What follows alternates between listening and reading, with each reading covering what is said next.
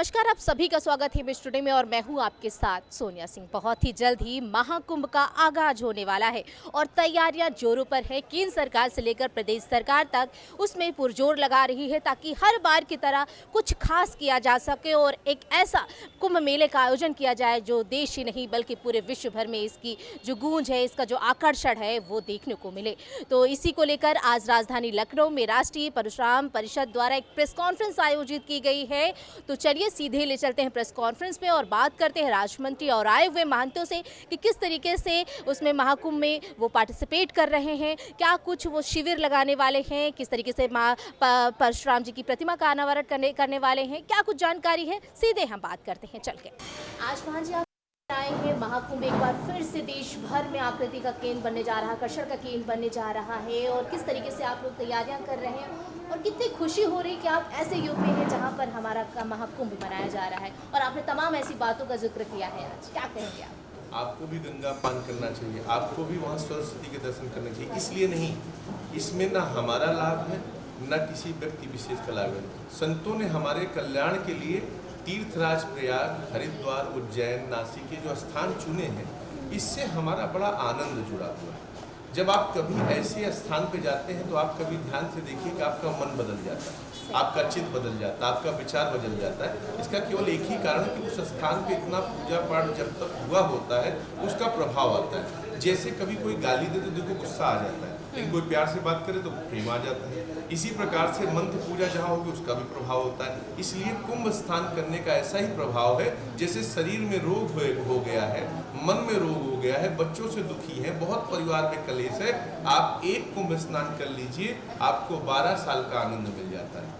हर साल अगर जाएंगे तो 6 साल में अर्ध कुंभ और 12 वर्ष में पूर्ण कुंभ। तो ये जो पूर्ण कुंभ आनंद लेने वाला आया है, इसमें जाके अपने बच्चों के साथ स्नान करिए, खूब आनंद लीजिए। निश्चित रूप से आपको, और रही बात तैयारी की, आनंद तो आपको प्राप्त होगा जब वहां जाएंगे। अब तैयारी की बात ये है तो हम सरकार का बहुत बहुत धन्यवाद देते हैं, केंद्र का भी और स्टेट गवर्नमेंट का, उत्तर प्रदेश का भी। एक तो पहली बात माननीय योगी जी, तो उनको तो बताने की जरूरत नहीं कि कुंभ क्या है, हमको तो बहुत अच्छे खुद साधु हैं, खुद उनका अपना गोरखनाथ पीठ है। तो ऐसे साधु संतों के द्वारा ही सनातन धर्म की स्थापना हो सकती है। जैसे आपको याद होगा कि अशोक और चंद्रगुप्त मौर्य के पीछे किसी एक साधु का नाम था, एक सन्यासी का नाम था, उसका नाम चाणक्य था।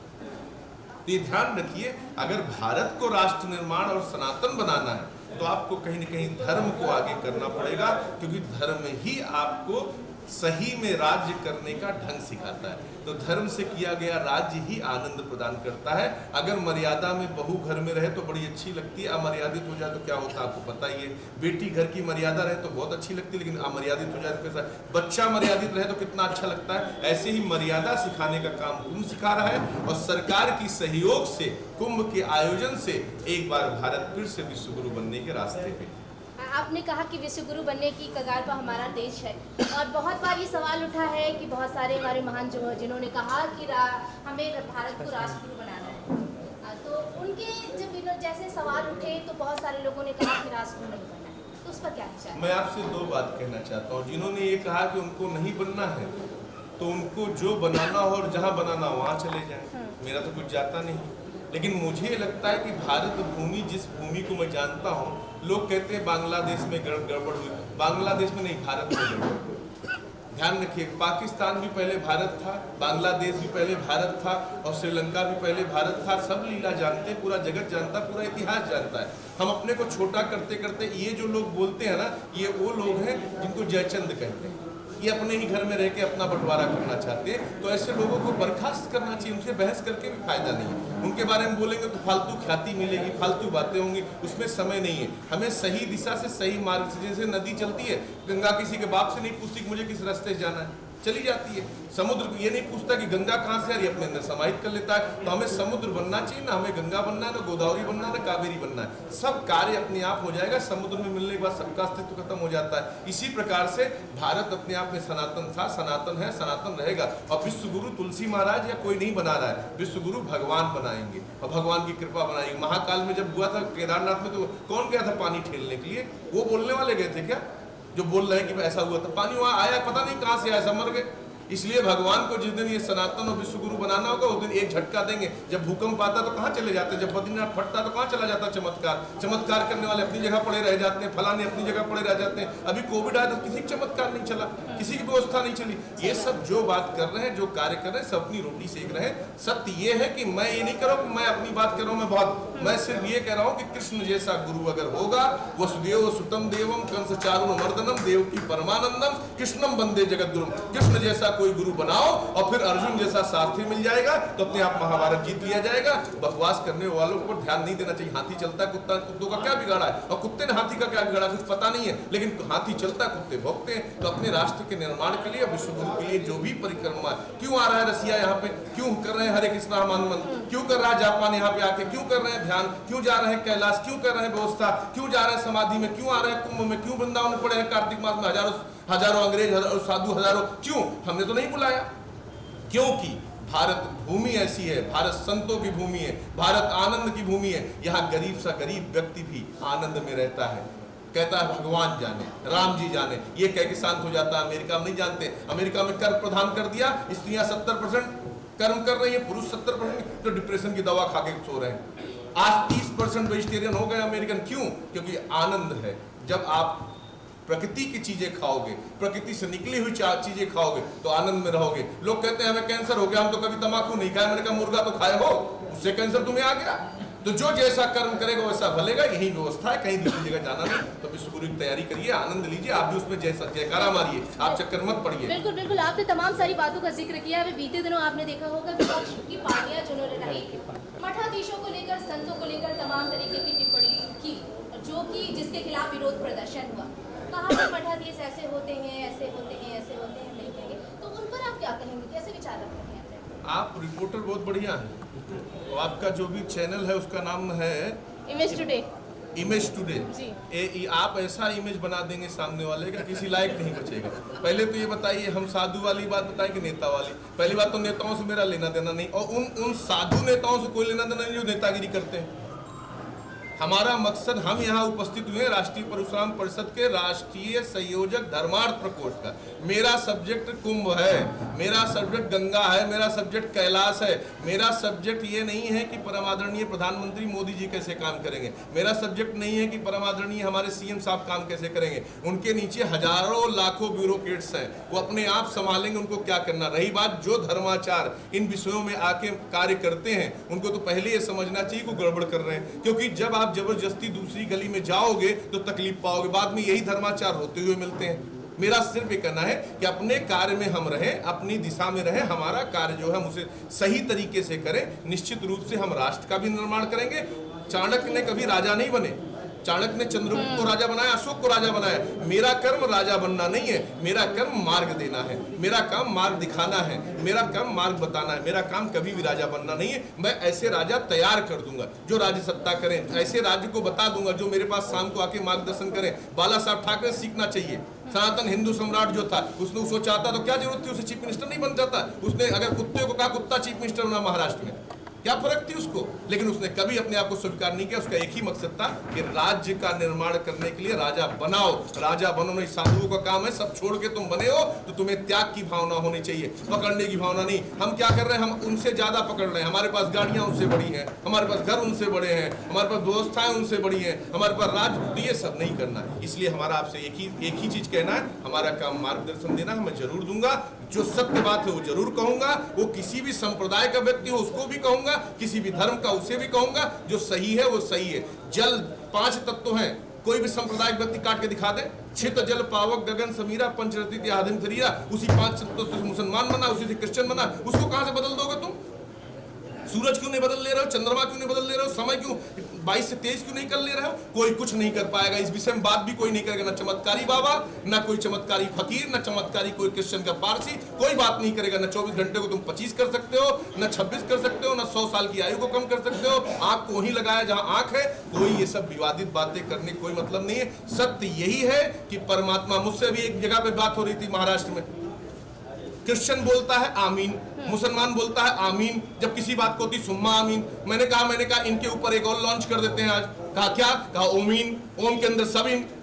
आमीन सारे और सुम्मा आमीन सब इन कर दिया, किसके अंदर? ओम के अंदर इन कर दिया। तो हम बोलते हैं ओमीन, ओम के अंदर सब इन। क्या तकलीफ हो गई? आप बोलो, हम भी बोलते हैं आप ये काम ऐसा हो, वो कहते हैं आमीन, वो कहते हैं सुम्मा आमीन, मैं कहता हूं ओमीन। हो गई बराबरी बात? बिल्कुल, कोई तकलीफ नहीं। बिल्कुल। बस एक लास्ट मेरा आपसे सवाल जी। ये कि आपने बहुत सारी बातों का जिक्र किया है कि ये है कि आजकल का जो हमारा युवा है वो सनातन धर्म की ओर बढ़ रहा है, लेकिन जब भी सनातन धर्म की बात आती है तो कुछ लोग कहते हैं कि राष्ट्र का बंटवारा किया जा रहा है, हिंदू मुस्लिम किया जा रहा है। तो इसमें उन युवाओं के लिए आपका क्या मैसेज है? मेरा युवाओं से एक बात कहना है कि तुम्हारी अकल बहुत सुंदर है और तुम्हारी पावर एनर्जी अभी बहुत सुंदर डेवलप हो रही है। मैं आपसे ये नहीं कह रहा हूँ कि तलवार उठाओ गर्दन काटो, मैं आपसे ये कह रहा हूँ कि लंबी लाइन खींचो। जरूरी है एकता का होना, जरूरी है एक दिशा में जाना। कैसे? मैंने कहा ओमीन, ओम के अंदर सारी सृष्टि है, ओम पे ही सारी सृष्टि व्याप्त है, ओमकार ही कृष्ण। आप ये बताइए, सरदार जी लोग जितने भी नानक के अनुयायी हैं वो क्या बोलते हैं? एक ओंकार सतनाम कर्ता पूरक निर्भव निर्विकार। एक ओम के अंदर होकर उन्होंने अपने आप को एक संप्रदाय बनाया, सिख संप्रदाय। कोई ले ले टक्कर, बोले कोई टक्कर लेके, एक काम, एक ही साधे शब्द। आपको पता है सनातन कहां से टूट रहा है? सनातन टूट रहा है अनेक प्रकार के विचारों, अनेक प्रकार के ग्रंथों, अनेक प्रकार के विचारों को स्थगित करने की वजह से। सनातन अगर इकट्ठा होगा तो आप एक जगह पे एक मंच में आप करिए ना इकट्ठा। आप सबसे बड़ा कोई इकट्ठा नहीं होगा तो हमारे शंकराचार्य, हमारे माधवाचार्य, हमारे निम्बार्काचार्य नहीं होंगे, और होंगे तो सबसे बड़ी लड़ाई उन्हीं के बीच में होगी। आप सोच के देखिए। मैं आपसे ये निवेदन करता हूं, ये सब हमारे गार्जियन हैं, इनको आगे चलना चाहिए, पीछे उनके सामने हम खड़े हैं, हम युवा हैं, हम पीछे चलेंगे, लठ लेके चलेंगे, लेकिन पहले अपने तो खुद एक खोल लें। तो हमारा युवाओं से एक ही कहना है, एक करो, एक व्यवस्था खुद निर्माण करो। चाहे अपने आप को जैसे भी सोचना है, एक भगवान, एक माता पिता, एक आकाश, एक पृथ्वी है, तो एक व्यवस्था करके चलो, एक सनातन राष्ट्र बनाएंगे, एक व्यवस्था करेंगे, एक ही बार करेंगे, उसको करके दिखाओ, देखो एक दिन सब कुछ हो जाएगा। कुछ कहेंगे आप? जिस तरीके से महाशिविर का आयोजन आप लोग करने जा रहे हैं महाकुंभ में, क्या कहेंगे सर? इस प्रयागराज 2025 महाकुंभ में राष्ट्रीय परशुराम परिषद के द्वारा और धर्म प्रकोष्ठ के राष्ट्रीय संयोजक का जो नेतृत्व होगा, इसमें 21 राक्षस राजा जिनका भगवान श्री परशुराम जी ने वध किया था, उन अताताइयों का वहाँ पर चित्रण होगा। सनातन हिंदुओं को जानकारी प्राप्त होगी। वहीं पर हमारे जो 56 स्थान भगवान श्री परशुराम जी के आलोकित हैं, उनका वहाँ पर पूरा ज्ञान प्राप्त होगा और उनकी जानकारी वहाँ प्राप्त होगी उस गैलरी के अंदर। और उसी में भगवान श्री परशुराम जी की जो चालीसा है उसका विमोचन होगा, और वहीं पर आरती और भगवान श्री परशुराम जी पर एक छोटी परशुरामायण के रूप में वो सारे सनातन हिंदुओं को प्राप्त होगी। 51 फुट की मूर्ति वहाँ पर स्थापित हुई। मेरा नाम वैभव पराशर है। मैं राष्ट्रीय परशुराम परिषद का उत्तर प्रदेश का आईटी का संयोजक हूँ, और मेरे सीनियर हैं अनुज शर्मा जी, बड़े भाई, जो राष्ट्रीय संयोजक हैं। उन्हीं के मार्गदर्शन में इस वेबसाइट का अनावरण किया गया है, इसको बनाया गया है। इसमें परिषद के सारे क्रियाकलाप, जो भगवान परशुराम की जन्मस्थली है उसकी डिटेल, जो हमने क्रियाकलाप राष्ट्रीय परशुराम परिषद में पिछले 15 सालों में किए हैं, वो सब इसमें डाला गया है। प्लस जो हम कुंभ मेले में 2 लाख स्क्वायर फीट में जो अपना पंडाल लगाने वाले हैं विशाल, जिसमें प्रदर्शनी भी रहेगी और भगवान परशुराम जी की प्रतिमा वगैरह, वो सारे कार्यक्रम की डिटेल उसमें डाली गई है। और हमारी तरफ से जो जो सुविधाएं संत जनों के लिए, सनातनियों के लिए होगा और परिषद के कार्यकर्ताओं के लिए, उसकी डिटेल उसमें डाली गई है, और आगे के क्रियाकलापों की जानकारी भी उसमें प्रेषित की जा रही है। मतलब किसी को अगर कोई भी दिक्कत होती है तो इस वेबसाइट में जाकर के वो चेक कर सकते हैं, ताकि वहाँ पर उनको सारी सुविधाएं मिल सकती। तो इस वेबसाइट में पहुँचने के लिए उन्हें कैसे सर्च करना होगा, उसके बारे में? इसका सिंपल है, ये www.राष्ट्रीयपरशुरामपरिषद.com के नाम से है। इसमें हमारा जो नाम है संगठन का, उसी के नाम पर वेबसाइट है। कोई भी इंटरनेट पर गूगल पे जाकर www.राष्ट्रीयपरशुरामपरिषद.com डालेंगे तो वेबसाइट आ जाएगी, सारी डिटेल आ जाएगी। जो कोई अनुदान दान भी देना चाहते हैं, संगठन में सहयोग करना चाहते हैं, संगठन से जुड़ना चाहते हैं, आईटी विभाग में जुड़ना चाहते हैं, मुख्य जिला कार्यकारिणी में, प्रदेश कार्यकारिणी में, किसी भी प्रकार से, ये भगवान परशुराम की सेवा के लिए ही संगठन है, उनके प्रचार प्रसार के लिए ही संगठन है। और जो मिथक बना हुआ है, जैसा पीछे अभी कार्यक्रम में भी बताया माननीय मंत्री जी ने, तो उसी के लिए ये संगठन है। और उस भगवान परशुराम के प्रचार प्रसार के लिए जो भी आदमी सहयोग करना चाहे, संगठन में जुड़ना चाहे, संगठन को विशाल करना चाहे, जन सेवा के लिए, सनातन की रक्षा के लिए, सनातन धर्म के लिए, ये उसी के उद्देश्य से संगठन चल रहा है। मेरा सभी लोगों से अनुरोध है और निवेदन है कि हमारे संगठन से ज़्यादा जुड़ें और वेबसाइट का उपयोग करके इम्पोर्टेंट इन्फॉर्मेशन और कुंभ मेले के जितने प्रोग्राम हैं उसकी डिटेल्स वहाँ से ले सकते हैं। तो आपने देखा कि जब हमने बात किया उनसे तो उन्होंने बताया कि महाकुंभ एक बार फिर से देश भर में बहुत खास होने वाला है, क्योंकि तैयारी जो है हम लोग पूरी कर चुके हैं और परशुराम जी की जो 51 फीट की प्रतिमा है वहाँ पर हम अनावरण करेंगे उसका और महाशिविर लगाएंगे ताकि लोगों को किसी प्रकार की कोई भी असुविधा होती है तो हमारे वेबसाइट में भी आकर के वो पूरी जानकारी जो है वो ले सकते हैं। तो जिसको लेकर ये आज पूरी प्रेस कॉन्फ्रेंस राजधानी लखनऊ के प्रेस क्लब में आयोजित की गई थी। वीडियो कुंदन सिंह के साथ मैं सोनिया सिंह, MS टुडे, लखनऊ।